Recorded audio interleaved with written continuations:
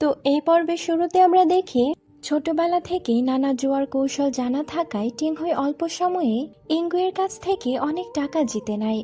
ইঙ্গুই তো একবার হেরে যাওয়ায় জেদের বশে আরো বড় অ্যামাউন্ট বাজি ধরে আর প্রতিবারই হেরে যায়। তাদের এই দক্ষতা দেখে জুয়ার আড্ডায় কর্মচারীরা বিশেষ আপ্যায়ন শুরু করে এবং বিশ্রামের জন্য একটি স্পেশাল রুম দেয়। সেখানে আগুই নামের একজন তাদের তদারকির জন্য ছিল।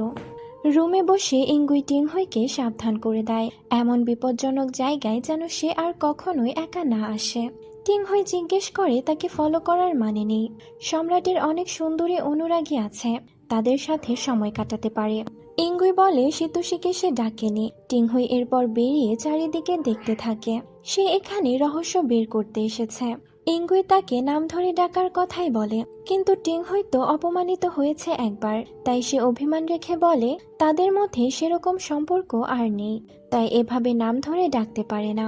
এদিকে আগুই গিয়ে একটা বাড়িতে আইয়ু নামে একটা মেয়ের কাছে তার উপার্জনের টাকা দিয়ে আসে।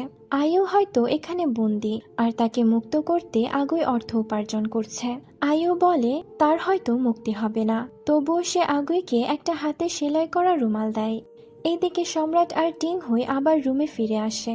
এরপর তারা জুয়ার আড্ডার কর্মচারী আগুইকে টাইগার গ্যাং সম্পর্কে জিজ্ঞাসা করে। আগুই প্রথমে চলে যায়। টিংহুই ভাবে হয়তো বলতে চায় না, কিন্তু আগুই ফিরে এসে জানায় সে অনেক গোপন তথ্য জানে, তবে সেগুলো জানতে হলে মোটা অঙ্কের টাকা দিতে হবে।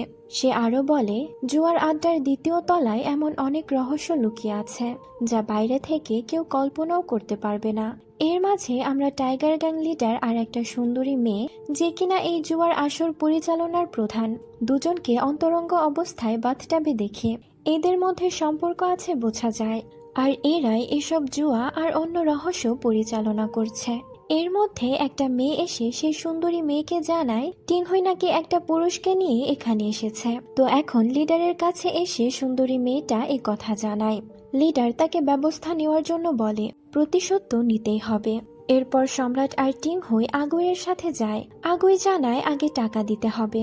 এই টাকা সে নিজের জন্য নয়, আইয়ু নামের এক মেয়েকে বাঁচানোর জন্য চায়। তার অসহায় অবস্থা দেখে টিংহুই টাকাটা দিতে রাজি হয়ে যায়। পরে তারা জানতে পারে দ্বিতীয় তলাতেই টাইগার গ্যাংয়ের নেতা এবং সুন্দরী শীতোষী একসঙ্গে কাজ করছে। একজনের হাতে ক্ষমতা আর অন্যজনের হাতে বিপুল অর্থ, দুজন মিলে বিশাল অপরাধ চক্র চালাচ্ছে। তারা খবর পেয়ে যায় যে টিংহুই আর ইঙ্গুই তাদের খোঁজে এখানে এসেছে। তাই মুখ বন্ধ করার জন্য আগুইকে নির্মমভাবে দ্বিতীয় তলা থেকে নিচে ফেলে হত্যা করা হয়। আগুই মারা যাবার আগে তাদের টাকা ফেরত দেয় আর সেই রুমাল দিয়ে বলে আইয়ুকে যেন বাঁচিয়ে নেয়। এরপর দুজন লোক এসে আগুয়ের লাশটা নিয়ে যায়। নিজের চোখের সামনে এই হত্যাকাণ্ড দেখে সম্রাট ও টিংহুই বুঝে যায় তারা সত্যের খুব কাছাকাছি পৌঁছে গেছে। পরদিন তারা আবার জুয়ার আড্ডায় ফিরে আসে। এবার ইঙ্গুই ইচ্ছে করে সবার সামনে 10,000 টাকার বান্ডিল বের করে। এত টাকা দেখে সবাই অবাক হয়ে যায়, কিন্তু খেলার শুরুতেই কারচুপির কারণে তারা ইচ্ছে করেই হেরে যায়। তখন এখানের মালিক সেই সুন্দরী মেয়ে এসে তাদের বলে যদি আরো বড় খেলা দেখতে চায় তাহলে দ্বিতীয় তলায় যেতে হবে। এটাই তো ছিল তাদের আসল উদ্দেশ্য, কারণ আগুই মারা যাওয়ার আগে বারবার আইয়ু এর নাম বলেছিল।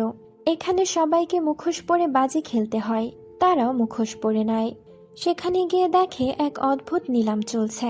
বাইরে থেকে মনে হচ্ছিল একটি ফুলদানি বিক্রি হচ্ছে, কিন্তু আসলে সেই ফুলদানি ছিল একজন জীবন্ত নারী। ফুলদানি বিক্রি হওয়া মানে ফুলদানি ধরে থাকা নারীটা সেদিনের জন্য বিক্রি হবে, অর্থাৎ নারীদেরই পণ্যের মতো বিক্রি করা হচ্ছিল। এতগুলো নারীর ভিড়ে আইয়ুকে চিনতে পারছিল না টিংহুই।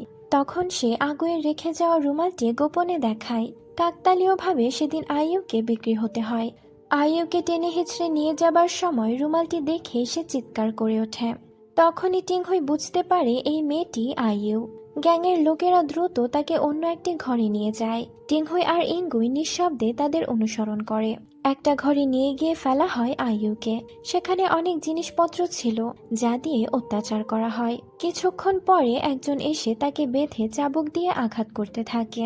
আইয়ু বাঁচার জন্য চিৎকার করে। এদিকে টিংহুইরা গার্ডের মুখোমুখি হয়। তারা আইয়ুয়ের চিৎকার শুনে গার্ডদের মারধর করে এগিয়ে যায়। অনেকগুলো ঘর খুঁজে অবশেষে তারা আইয়ুকে খুঁজে পায়। ততক্ষণে তাকে নির্মমভাবে মারধর করা হয়েছে, সারা শরীর রক্তে ভেসে যাচ্ছে, আর তাকে গলায় ফাঁস দিয়ে রাখা হয়েছিল। টিংহুই চেক করে দেখে তখনও জ্ঞান আছে। তারা দেরি না করে আয়ুকে উদ্ধার করে তাদের অফিস ভবনে নিয়ে আসে। আয়ুর জ্ঞান ফিরতে সে টিংহুইকে চিনতে পারে। টিংহুই আগুয়ের কথা বলে আর রুমাল দেয়। আয়ু বুঝতে পারে আর তার মন ভেঙে যায়। আয়ু নিজের জীবনের ভয়ঙ্কর কাহিনী খুলে বলে। কয়েক মাস আগে নারীদের রাজকীয় পরীক্ষায় অংশ নেওয়ার সুযোগের কথা শুনে সে পড়াশোনা শুরু করেছিল। তখন কিছু লোক ভালো শিক্ষার প্রলোভন দেখিয়ে অনেক মেয়েকে ভর্তি করায়, কিন্তু তাদের গোপনে একটি বন্ধ গাড়িতে তুলে নিয়ে গিয়ে বন্দি করে রাখা হয়। পরে যোগ্য ও সুন্দরী মেয়েদের একে একে কোথায় যেন পাঠিয়ে দেওয়া হতো, আর তাদের আর কোনো খোঁজ মিলত না। সেখানে বন্দি অবস্থায় আয়ুর সঙ্গে দেখা হয় সবজি বিক্রেতা আগুয়ের। আগুই তাকে মুক্ত করার জন্য প্রাণপণ চেষ্টা করছিল। টাকা জোগাড় করতে গিয়ে শেষ পর্যন্ত নিজের জীবনটাই দিয়ে দিল। সব সত্যি বলার পর গুরুতর আহত আয়ু বুঝতে পারে তার আর সময় বাকি নেই। সে বাইরে এসে কল্পনা করে আগুই তাকে নিতে এসেছে। আগুয়ের হাত ধরে সে সুখের পথে পা বাড়াবে। এরপরে সে টিংহুয়ের কোলে শেষ নিঃশ্বাস ত্যাগ করে। মৃত্যুর আগে তার একটাই আফসোস ছিল, যদি সে টিংহুয়ের মতো সাহসী হতে পারত। আয়ু আরও জানিয়েছিল, বন্দি অবস্থায় কেউ একজন সরকারি কর্মকর্তাদের কাছেও খবর দিয়েছিল, কিন্তু কোনো ব্যবস্থা নেওয়া হয়নি। এতে স্পষ্ট হয়ে যায় টাইগার গ্যাংয়ের পেছনে ক্ষমতাবান কারো আশ্রয় ছিল। আয়ু শুধু এতটুকু শুনেছিল, সবাই একজন রহস্যময় ব্যক্তিকে মাস্টার লিউ নামে ডাকত। এই কথা শুনে টিংহুই প্রতিজ্ঞা করল, আয়ু আর আগুয়ের মৃত্যুর বিচার সে অবশ্যই করবে। এরপর সে তার অফিস রুমে একটা বোর্ডে সব ক্লুগুলো লেখা কাগজ দেখছিল আর হিসাব মিলাচ্ছিল। সে এবার রেগে বের হতে যায়, কিন্তু ইঙ্গুই তাকে শান্ত করে বলে, শুধু রাগ দিয়ে এই লড়াই জেতা সম্ভব হবে না। টাইগার গ্যাংয়ের শিকড় অনেক গভীরে ছড়িয়ে আছে। তাদের ধরতে হলে আবেগ নয়, দরকার ধৈর্য আর দীর্ঘমেয়াদী পরিকল্পনা। টিংহুইয়ের হাত ধরেছিল সম্রাট। টিংহুই বলে নিজের চোখের সামনে সে আইয়ুকে মারা যেতে দেখেছে। এভাবে চুপচাপ থাকতে সে পারবে না। এর মধ্যে হোয়াং আসে সম্রাটকে নিয়ে যেতে। তাকে দেখে টিংহুই হাত ছাড়িয়ে নেয় আর তাকে যেতে বলে, কিন্তু ইঙ্গুই তার প্ল্যান সম্পর্কে জানতে না পারলে স্থির হতে পারছিল না। টিংহুই বলে টাইগার গ্যাং লিডারের টার্গেটে সে পড়ে গেছে, তারা তাকে যেভাবেই হোক ক্ষতি করতে আসবে। টিংহুই বলে সে সামলে নিতে পারবে। ইঙ্গুই চলে যায় ঠিকই, কিন্তু তার মন যেন এখানেই পড়ে থাকে। এরপর আমরা রাতে ফুজির হোটেলের সামনে সেই জুয়ার আসরের ম্যানেজার, যিনি আঙ্কেল হাও নামে পরিচিত, সে আসে। ফুজি বেরিয়ে আসে দেখা করতে। আঙ্কেল হাও দেখা করতে চায় টিংহুইয়ের সাথে, নিজের পরিচয়ও দেয়। ফুজি বুঝতে পারে নিশ্চিত কোনো ঘাফলা আছে, তাই সে বলে টিংহুই সাধারণ কেউ না যে চাইলে দেখা করতে পারবে। আঙ্কেল হাও এবার বিজনেস ডিল করতে চায়। তার কাছে স্পেশাল ওয়াইন আছে আর সেটার সাপ্লায়ার হতে চায়, আর তাদের থেকেও 30% লাভ দিয়ে ওয়াইন নিতে চায়। ফুজি লাভের চিন্তা করে দেখা করার সুযোগ করে দেয়। আঙ্কেল হাও উপরতলায় টিংহুইয়ের সাথে দেখা করতে আসে। এসে এমনভাবে তেল দিতে শুরু করে যে এমন অবস্থা নিজের পূর্বপুরুষকেও ছোট করে ফেলেছিল। টিংহুই জিজ্ঞেস করে তার এখানে আসার কারণ কি। আঙ্কেল হাও তাকে লাভের ব্যবসায় দেখায়। এমনকি টিংহুইয়ের জন্য অনেক স্বর্ণ মুদ্রা, রূপার মুদ্রা, গয়না সম্পদ এসব নিয়ে আসে একটা বাক্স ভরে। বাক্স খুলতেই ইঞ্চিং এর লোভে চোখ চকচক করছিল। সে দ্রুত গিয়ে সেগুলো দেখে।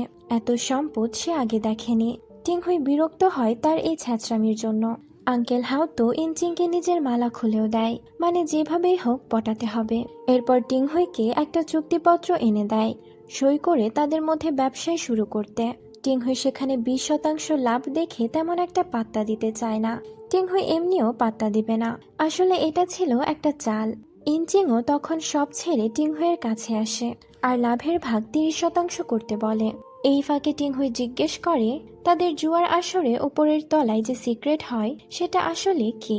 আঙ্কেল হাও বলে চুক্তিপত্রে সই করলে তারা এক পক্ষের হয়ে যাবে, তখন সব শেয়ার করবে।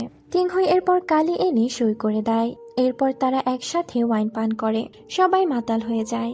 টিংহুই আসলে তথ্য বের করতে এমন কাজ করে, কিন্তু আঙ্কেল হাও কম না, সেও তথ্য বাঁচাতে অভিনয়ের তাল দেয়। সবাইকে দেখে মনে হয় সব মাতাল হয়ে টাল হয়ে আছে। এরপর কথায় কথায় আঙ্কেল হাও বলে দেয় তারা জিয়ার আসরের দ্বিতীয় তলাতে আসলে মেয়েদের সাথে কি হয়, আর প্রতি মাসে একবার ফ্লাওয়ার ব্যাংকুয়েট হয়। সেখানে তো আরো গণ্যমান্যরা আসে মেয়েদের পছন্দ করে নিতে। এরকম টুকটাক অনেক কিছুই জেনে নেয় টিংহুই। তবে এগুলো সব সত্যিই কিনা সেটা ভাবার বিষয়, কারণ টিংহুই ও ইঞ্চিং জ্ঞান হারানোর পরে আঙ্কেল হাও চিন্তা করে এত সহজে টিংহুইকে লোভে বশ করা গেছে, মানে তাকে বশে রাখা কঠিন হবে না। এর মধ্যে টিংহুই তাদের মালিকের নাম জিজ্ঞেস করলে আঙ্কেল হাও তার নাম বলে দেয়। এখানে আমরা লিডারের নাম জানতে পারি, তার নাম লিন ওয়েনফেই। আঙ্কেল হাও আবার ফিরে এসে টাইগার গ্যাং লিডারকে সেই চুক্তিপত্র দেখায়।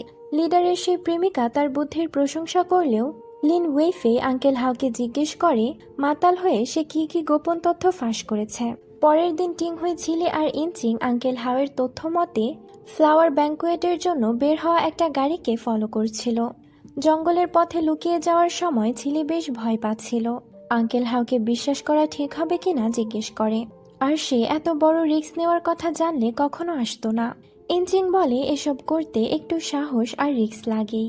অন্যদিকে আসল জায়গায় সে ব্যাঙ্কুয়েট শুরু হয়ে গেছে। মাস্ক পরা লোকেরা মেয়েদের ওপর তাদের পাশবিক নির্যাতনের জন্য এক একজন বেছে নিয়ে অত্যাচার শুরু করে। এদিকে লিন ওয়েনফের কাছে খবর আসে যে টিংহুই তো আঙ্কেল হাওয়ের কথা বিশ্বাস করে তাদের গাড়ি ফলো করেছে।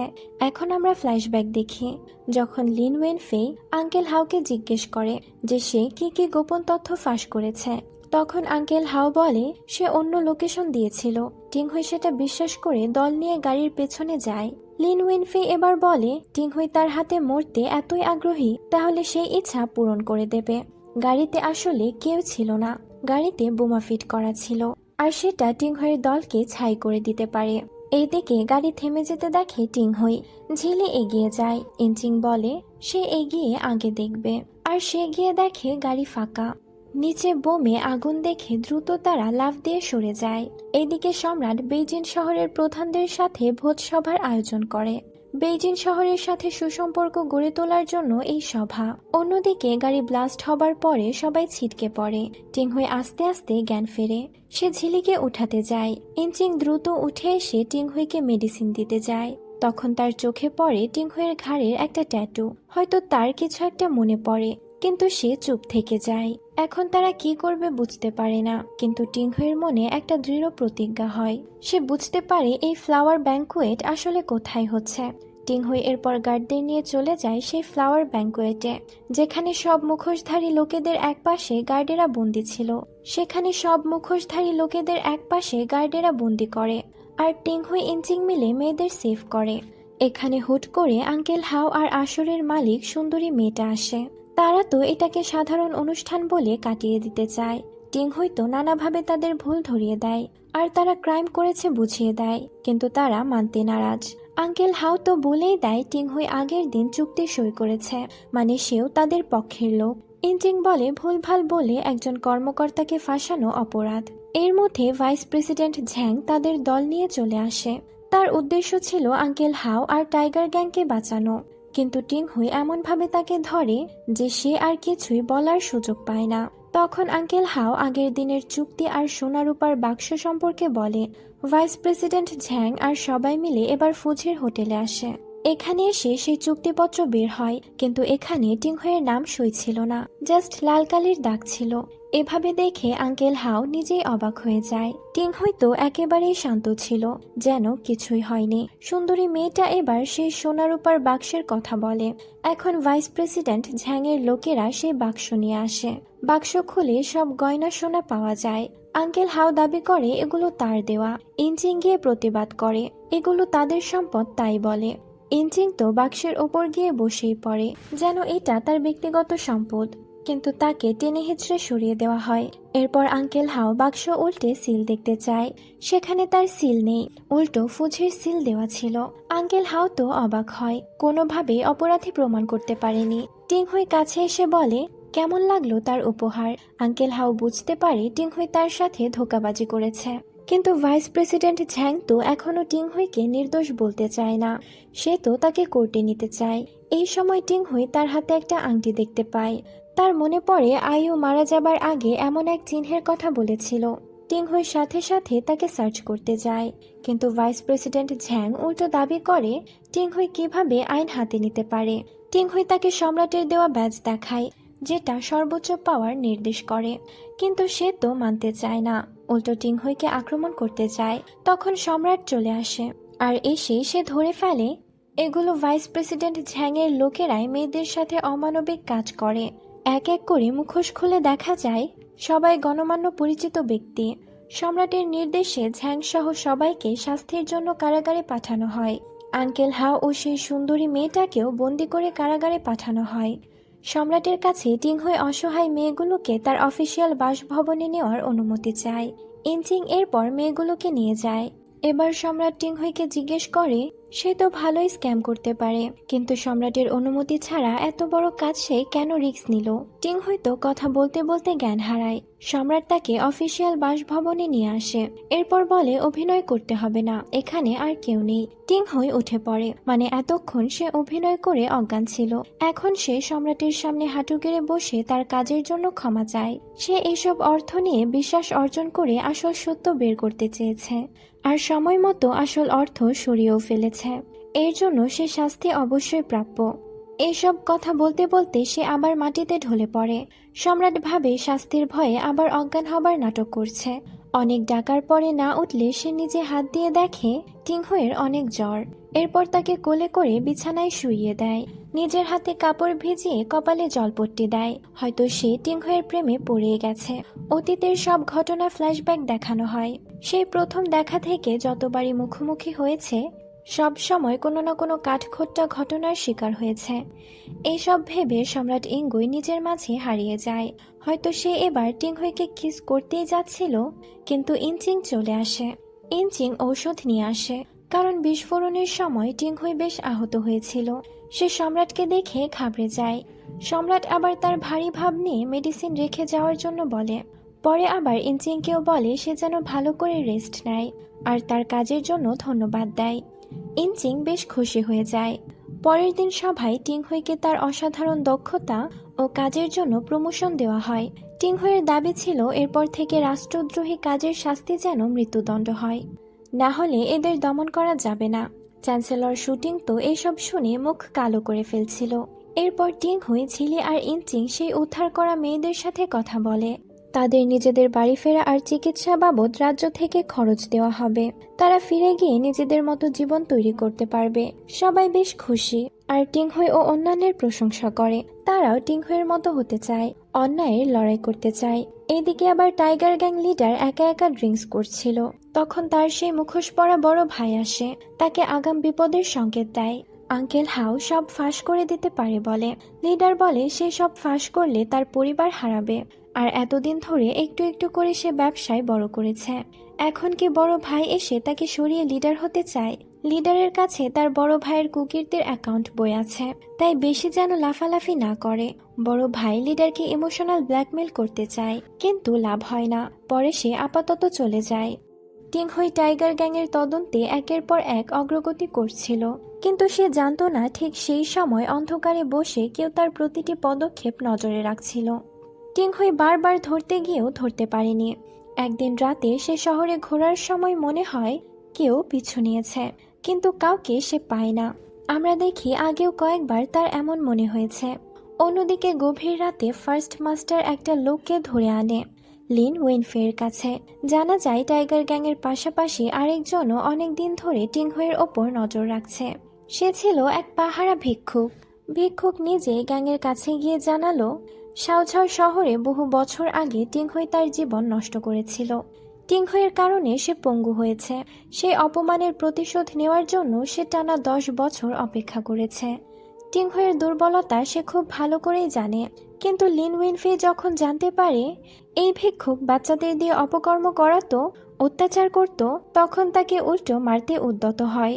কারণ লিন উইনফে বাচ্চাদের ব্যাপারে সফট কর্নার ছিল, আর এই ভিক্ষুকই ছিল সে ছোটবেলার গুন্ডা দলের লিডার, যে টিংহুই আর তার বোনকে নির্মমভাবে অত্যাচার করে। সেদিন টিংহুই ভেবেছিল সে মারাই গেছে, কিন্তু সে আজও বেঁচে আছে। টিংহুইয়ের ওপর প্রতিশোধ নিতে লিন উইনফে তাকে দলে নেওয়ার ব্যাপারে সম্মতি দিলেও স্পষ্ট জানিয়ে দিল ভবিষ্যতে তার কোনো ব্যক্তিগত কাজে যেন গ্যাংয়ের নাম না জড়ায়।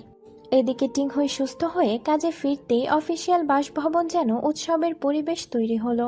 ফুজি ছুটে এলো তাকে দেখতে। টিংহুই কোনো কারণে উদাস ছিল, কিন্তু সবার মাঝে নিজেকে মিলিয়ে নেয়। ইনচিং রান্না করছিল। ফুজি তার রান্না নিয়ে নানা কথা বলে।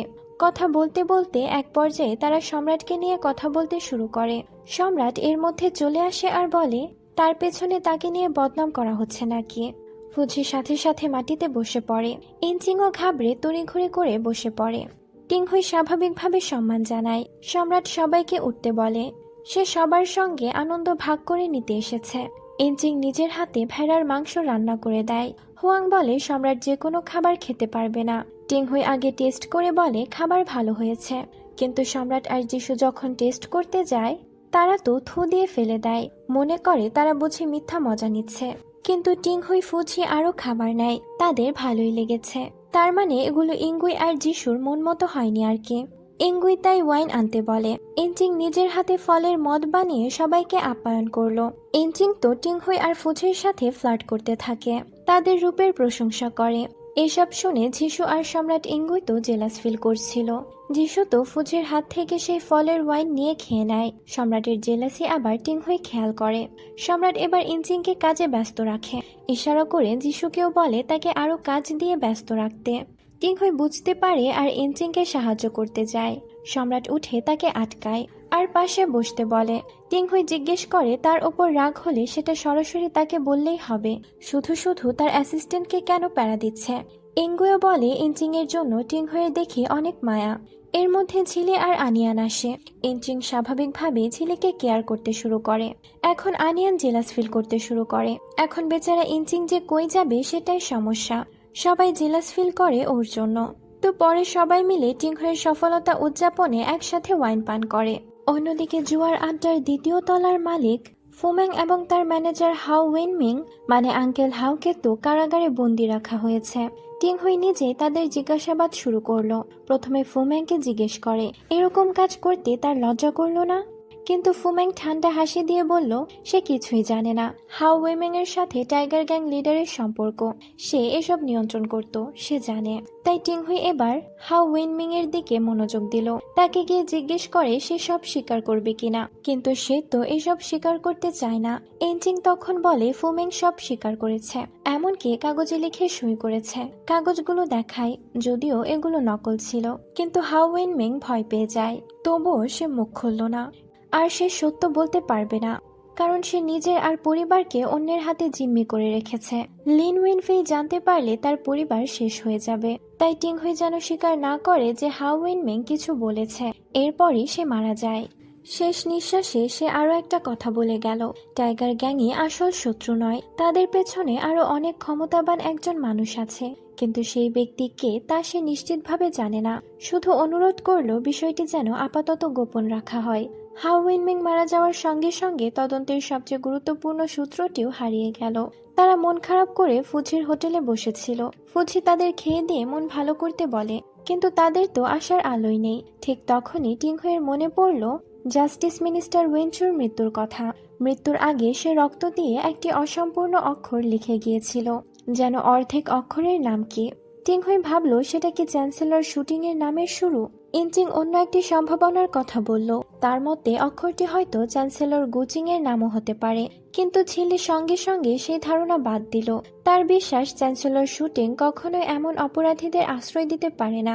ইনচিং তো তর্ক করতে শুরু করে। তখন টিংহুই বলে প্রমাণ ছাড়া আসলেও কিছু বলা যায় না।